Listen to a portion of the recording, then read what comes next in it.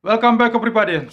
Semuanya, saya sudah sering mengatakan dari dulu sejak 4 Oktober 2021, awal pertama kali saya membuat konten ini, saya mengatakan bahwa kebangkrutan ekonomi Indonesia itu akan terjadi nanti di tahun depan 2022. Itu pada tahun lalu saya mengatakan bahwa penyebabnya mulai dari inflasi tinggi, akhirnya ke daya beli yang tidak ada, akhirnya banyak sekali perusahaan-perusahaan yang rugi, yang bangkrut di Indonesia. Banyak sekali akan terjadi kebangkrutan perusahaan-perusahaan yang gulung tikar di Indonesia. Dan ini juga bukan hanya di Indonesia, terjadi di seluruh dunia. Bahkan di Amerika juga menurut data dari konsultan itu yang meriset itu, yang sudah memakai metode untuk meneliti itu semua, ternyata ada sekitar 192 korporasi besar yang kemungkinan mengalami kebangkrutan dan pasti gagal bayar segala hutang-hutangnya. Dan itu, jika Amerika korporasi besar mengalami masalah seperti itu akan merembet ke semua negara. Ya, itu uang itu mengalir seperti itu. Semua ada kaitannya gitu. Jadi apa yang dikatakan oleh International Monetary Fund, ya, dia International Monetary Fund atau IMF itu sudah memberikan uh, laporannya bahwa ada 11 negara di dunia yang kemungkinan negara emerging market, ya, yang datanya sudah akurat, ya, datanya negara-negara itu rentan sekali, ya, sangat berisiko dalam membayar utang-utang korporasinya. Jadi ada rentan risiko default, ya, gagal bayar utang-utang korporasinya. Negara-negara 10 Indonesia termasuk, ya, di peringkat 10, ya, dengan skor yang tertinggi juga, yaitu 6,33 poin di sini. Nah, ada 10 negara lainnya, yaitu Argentina, Vietnam, India, Kuwait, Pakistan, Oman, Sri Lanka, Nigeria, dan Afrika Selatan, ya. Nah, Sri Lanka sudah kena default gagal bayar, ya. Laporan IMF itu sudah, dan juga nanti akan diikuti oleh Argentina, ya. Dan Pakistan juga sudah kena, ya. Nah, apa yang dikatakan IMF itu benar-benar sudah terbukti, kan? Sudah terbukti bulan lalu. Nah, yang sangat disayangkan itu adalah kenapa saya membuat konten ini, saya selalu hadir konsisten dari tahun lalu sampai dengan detik ini. Apa yang saya kupas, yang saya bahas dalam konten ini semua satu paket. Ya, tentang bahwa tahun ini 2022 akan terjadi krisis besar, kejatuhan ekonomi dunia, resesi dunia, dan akan terjadi kebangkrutan di mana-mana yang membuat ekonomi masuk ke dalam jurang. Indeks harga saham gabungan di seluruh indeks harga saham di bursa-bursa di Wall Street jatuh dalam 90%, 80-90%, seperti juga yang dikatakan oleh ekonom Harry Dent. Dan juga di Indonesia, ya, saya sudah sering katakan, ya, di konten-konten saya sebelumnya, saya sudah ketuk palu valid bahwa di bulan Oktober 2022 ini indeks harga saham gabungan Bursa Efek Indonesia akan menyentuh level 3.588. Anda harus buktikan, ya, jika apakah omongan di Ruh TV ini 100% benar, atau di mentor-mentor saham yang mengatakan bahwa semester kedua beli saham lagi, maka saham akan rebound naik. Nah, Anda tinggal lihat aja siapa di sini yang uh, bisa dipercaya. Itu aja. Oke. Itu selalu satu paket, ya. Saya mengatakan dan konsisten, saya tidak pernah berubah-ubah sampai ini terjadi. Jadi saya membawa misi ini sampai misi kebangkrutan ekonomi dunia, ya. Market crash di tahun 2022 ini terjadi. Selesai, setelah itu saya akan membuat satu misi paket yang baru lagi. Saya akan menyuarakan, tapi ini akan terjadi, dan selalu saya akan mereview lagi, membuat lagi supaya Anda itu tidak lupa, karena banyak sekali yang baru-baru tidak melihat yang tahun lalu saya membuat video, padahal saya sudah tahun lalu. Seperti rupiah itu dari tahun lalu loh. Bulan Oktober saya sudah mengatakan bahwa rupiah akan ke 18.000. Nah, ada orang yang mentor saham Baru bulan April atau Mei dia mengatakan rupiah 15.000, lalu rupiah sudah 14.700, 800. Kalau 15.000 ya anak SD juga bisa gitu loh. Sangat mudah sekali untuk memprediksi hal seperti itu. Nah, yang paling susah adalah di tahun lalu. Di saat rupiah kita mau tembus 13.000, saya mengatakan waktu itu, rupiah kita terakhir, saya bilang, saya katakan di konten saya, Anda boleh cek di konten-konten saya sebelumnya. Saya katakan bahwa level 13.090, 14.090. Jangan mimpi mau tembus 13.000. Inilah level terakhir terendah dan tidak akan disentuh lagi. Dan benar, tidak pernah disentuh lagi. Turun lagi, tidak pernah disentuh. Paling tinggi 14.100. Setelah itu sampai sekarang sudah 15.000. Apakah saya kaleng-kaleng gitu lah ya. Di sinilah Anda membuktikan itu, karena saya selalu bicara pasti dan tidak akan. Bukan sudah dekat-dekat nih, sudah mendekati terus ngomong nanti ke 15.000. Ya semua orang juga bisa, anak SD juga bisa, orang muda dekat kok, tinggal 300 poin aja.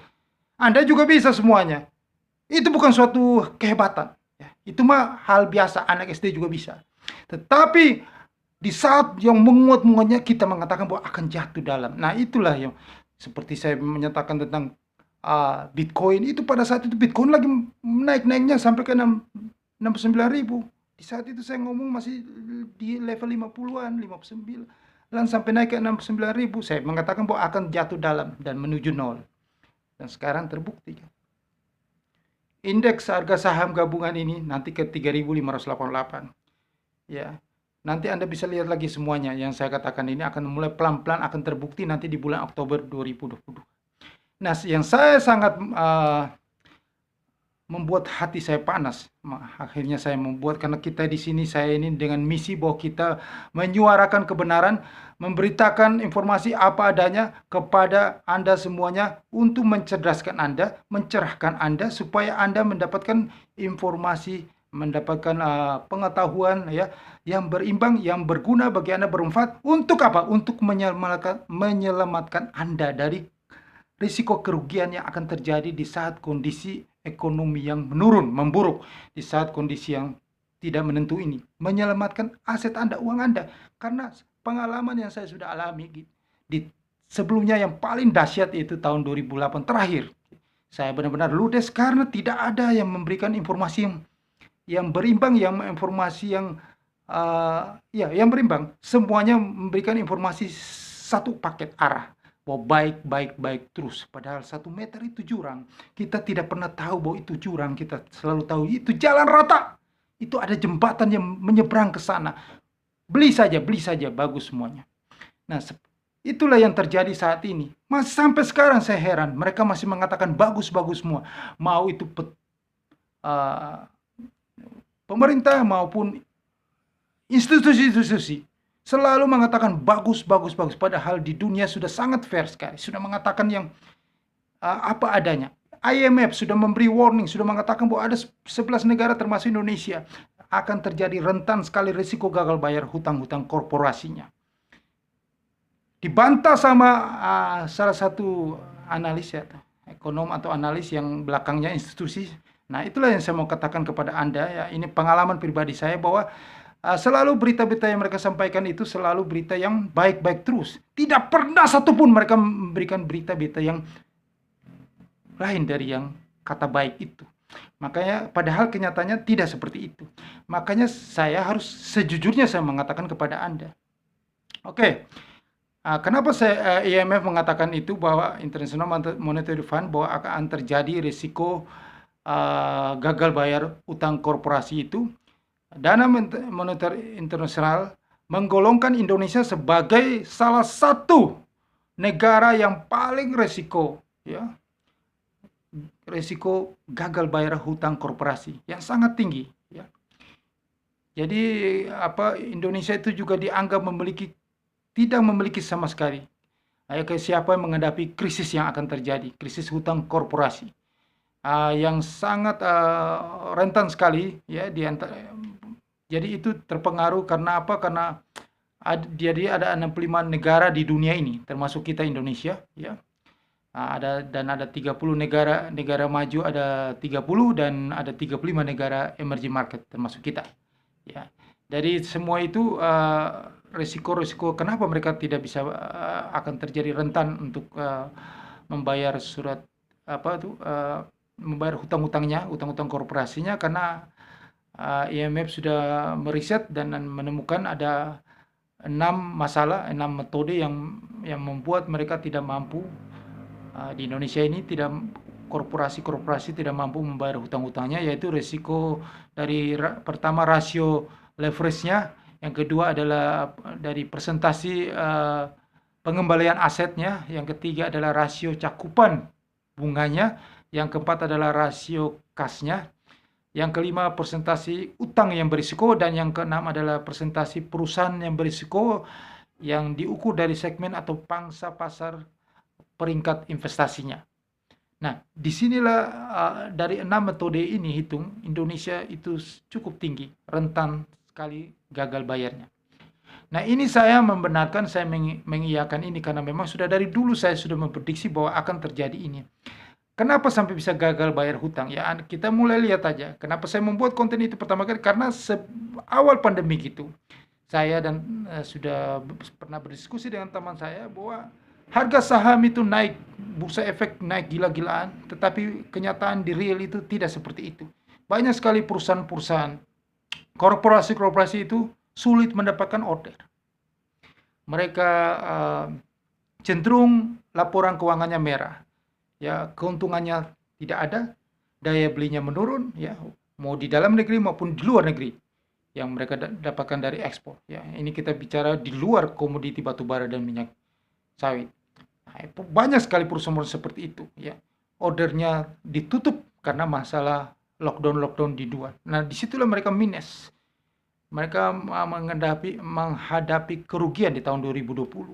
Memasuki tahun 2021 masih terjadi juga pandemik. Itu murni mereka mendapatkan kerugian. Dan banyak sekali usaha-usaha sudah mem-PHK karyawannya.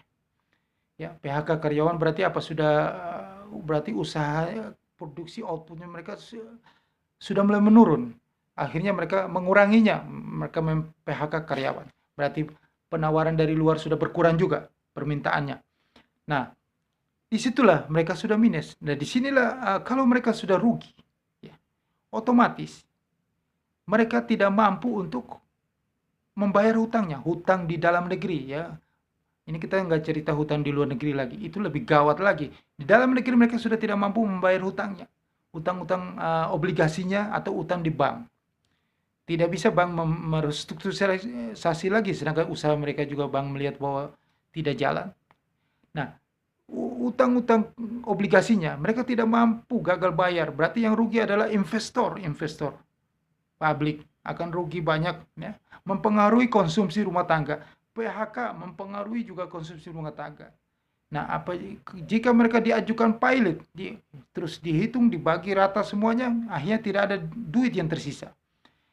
Ujung-ujungnya dengan kebangkrutan mereka, yang rugi adalah investor publik semuanya. Maka disitulah semakin menurun ekonomi ini, semakin orang banyak kehilangan duitnya. Entah pekerja karyawan yang kehilangan mata pencarian atau investornya kehilangan duitnya karena perusahaan tidak mampu, gagal bayar utangnya. Karena akibat dari perusahaan rugi, bangkrut. Bukan hanya startup, tapi perusahaan ini cerita perusahaan-perusahaan besar.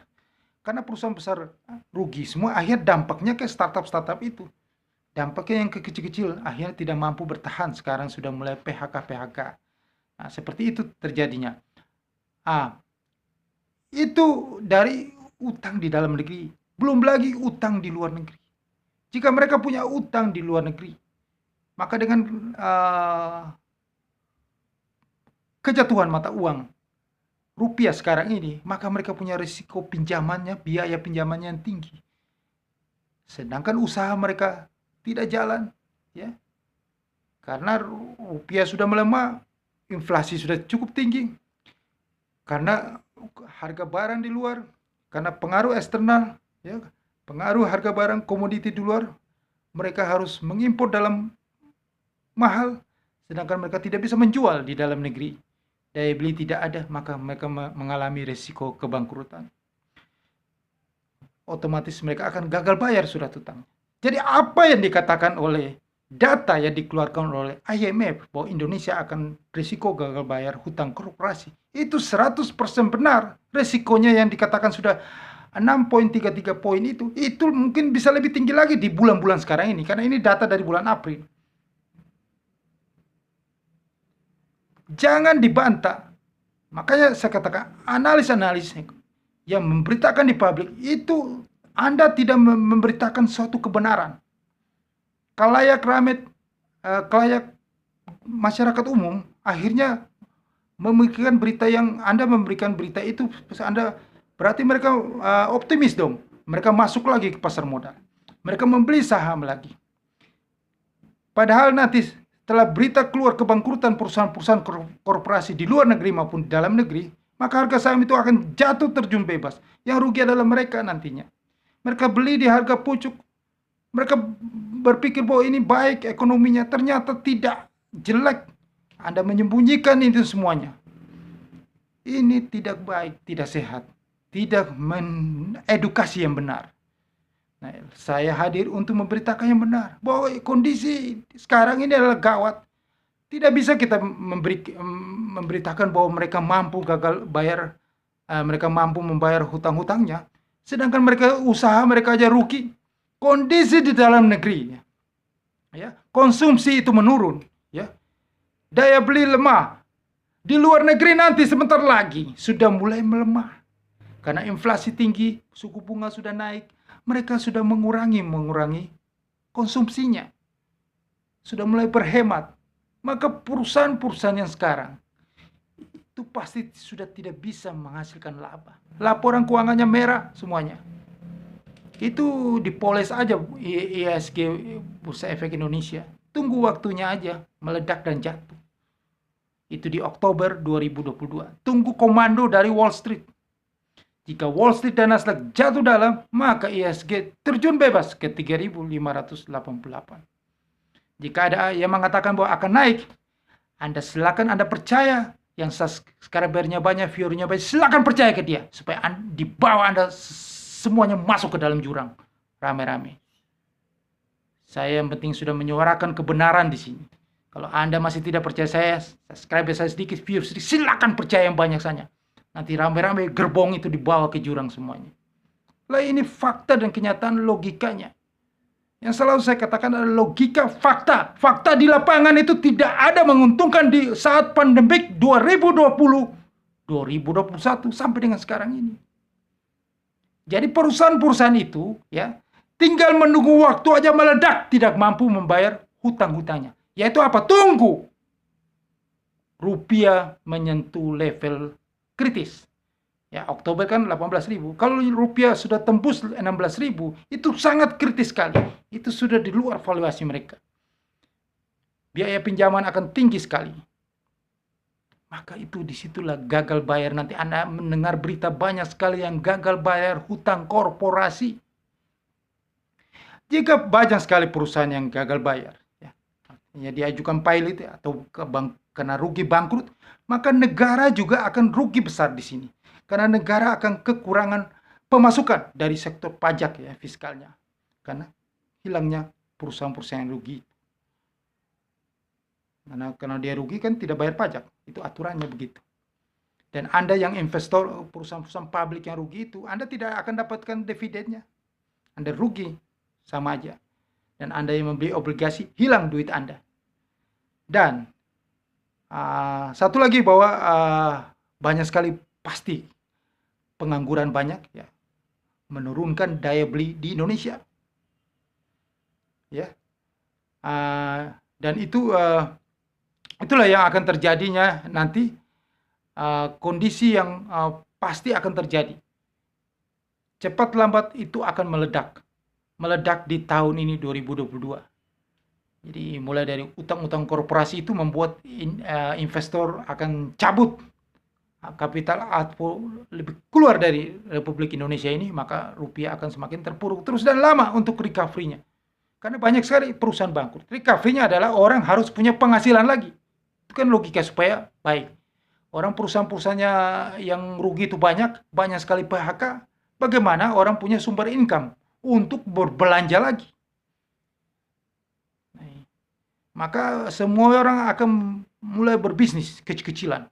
Maka persaingan semakin tinggi, maka semuanya juga tidak ada yang menang. Semuanya begitu-begitu, hanya untuk menyambung hidup. Yang ada yang mengatakan bahwa, jadi kalau resesi bagaimana kita bisa tidak, ya berbisnis, silakan Anda berbisnis, tapi Anda cuma untuk menyambung hidup, tidak bisa lebih. Karena semuanya juga berbisnis. Dan semua akan berbisnis makanan. Makan saja, yang lain tidak bisa diandalkan. Dan semua berbisnis makanan. Tetangga Anda, dan semuanya. Jadi siapa yang pembelinya? Tidak ada. Anda hanya menyambung hidup. Itu yang saya katakan bahwa bisnis akan susah di situ. Ya Anda mau bisnis silakan aja, tapi susah. Terpaksa apa? Anda simpan uang. Solusinya adalah itu yang tadi saya katakan dari kemarin-kemarin. Investasi yang menarik adalah US dollar. Karena nanti yang paling kuat adalah US dollar. Investor besar pasti sudah mikirin daripada usaha kita tidak jalan, pabrik kita beli barang mahal, kita nggak bisa jual dengan harga tinggi. Kalau kita jual dengan harga rendah, bocuan, tidak ada untungnya bagi kita, ya, nggak ada cuannya. Ya, ngomongnya bukan begitu, nggak ada cuan, nggak ada profitnya. Nah, sekarang kalau kita jual harga tinggi, tidak ada yang beli. Ya, mendingan kita tutup usaha, tutup pabrik, kita simpan dalam US dollar. Ya, dia simpan 1 juta US dollar aja minimal, ya. Dia 15 M, ya. Bulan Oktober dia sudah dapat 18 M. 3 M kipas-kipas. Volume, semakin besar nilai duitnya dia dapat untung lebih besar. Kalau Anda cuma 100 dolar ya cuman sekitar sedikit 300-an ribu, Anda merasa itu uang kecil. Tetapi kalau dia punya uang yang sudah 15 M, 100 M, ngapain lagi saya buka usaha? Mendingan saya simpan semua dalam US dollar. Maka saya tinggal kipas-kipas 3 bulan saya dapat 15 M jadi 18 M. 150 miliar jadi 180 miliar. Wah, luar biasa, 30 M. Ya begitulah solusi yang mereka lakukan akan seperti itu. Jika perusahaan-perusahaan itu akan bangkrut, gagal bayar, maka hilanglah perusahaan-perusahaan, banyak sekali perusahaan-perusahaan akan hilang. Berarti mengurangi pasar persaingan yang sudah terjadi sempurna itu, akhirnya pesaingnya jadi berkurang, tinggal beberapa perusahaan saja. Akhirnya dia menjadi pasar oligopoli atau monopoli. Akhirnya apa? Yang dirugikan adalah konsumen. Karena tinggal dia sendiri, berarti harga dia sesuka hati. Menaikkan harga yang tinggi, mau nggak mau konsumen tidak punya pilihan lain, akhirnya ke dia. Akhirnya inflasi semakin tinggi. Nah, itulah yang akan terjadi nanti. Karena pesaing-pesaing yang tidak kuat dalam kalah mati dalam persaingan, ya, akan hilang, tinggal yang 1-2 perusahaan itu aja dalam industrinya. Dia yang monopoli. Maka inflasi akan terjadi. Inilah yang akan terjadi nanti di tahun 2022 dan tahun 2023. Maka kita masyarakat umum itu akan menghadapi masa-masa sulit, akan selalu dirugikan.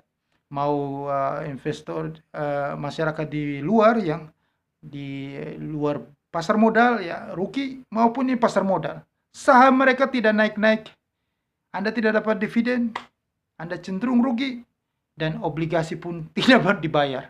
Nah, itulah yang terjadi. Jadi bicaralah sesuai fakta. Ini fakta yang akan terjadi. Kalau IMF sudah mengatakan itu terjadi. Buktinya negara Sri Lanka, Pakistan, Argentina itu sudah yang dikatakan bahwa 11 negara yang gawat, yang tidak akan mampu, akan gagal bayar hutangnya, sudah terbuktikan. Sri Lanka, Pakistan, Argentina. Jadi kalau IMF katakan itu valid, benar. Jangan Anda membantah di konten-konten YouTube. Anda itu siapa? Ya, oke. Sekian informasi yang berharga, yang berguna bagi Anda supaya bisa mengedukasi Anda. Nah, solusi lagi yang saya katakan kepada Anda selalu, ya. Ya tadi saya sudah bilang, ya, US dollar, dan memang ketidakpastian ekonomi. Memang pada saat resesi itu memang harga dia jatuh, tetapi setelah itu orang akan melihat bahwa yang paling aman safe haven itu adalah kembali lagi ke logam mulia, emas, gold. Maka harga gold juga akan kembali naik walaupun yang komoditi lain masih tetap turun. Jadi ingat, safe haven cuma 2, US dollar sama gold. Nah, satu lagi cara ini adalah cara lindung nilai supaya Anda bisa daripada Anda trading saham yang udah pasti trennya akan ke selatan terus turun ya.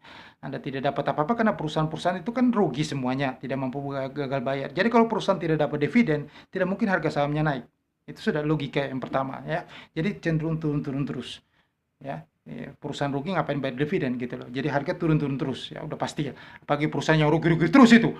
Ya, go public itu. Apalagi itu alah, itu mah gocap abadi itu. Itu harga saham gocap abadi. Ya, saya kasih tahu. Gocap abadi selamanya. Jangan Anda mimpi 800.000. Gocap abadi. Ya, saya kasih ya supaya Anda tahu itu. Oke, Anda harus jangan trading saham, Anda pindahkan ke hedging posisi karena itulah tren yang akan menuju ke selatan dan Anda masuk tepat sekali di saat kondisi sekarang ini adalah di trading futures. Trading futures ya. Untuk mempersingkat waktu Anda sebaiknya Anda email saya. Nanti saya akan jelaskan secara khusus apa itu trading futures bagi yang belum mengerti ya. Tetapi yang sudah sering trading futures ya ada untung ada loss atau yang sudah trading tempat lain ingin dapat percaya saya. Kalau Anda satu lagi Anda percaya saya, kalau tidak percaya tidak usah ya. Kalau Anda percaya saya, Anda bisa harus join di link broker ini supaya saya bantu Anda sinyal-sinyal tradingnya.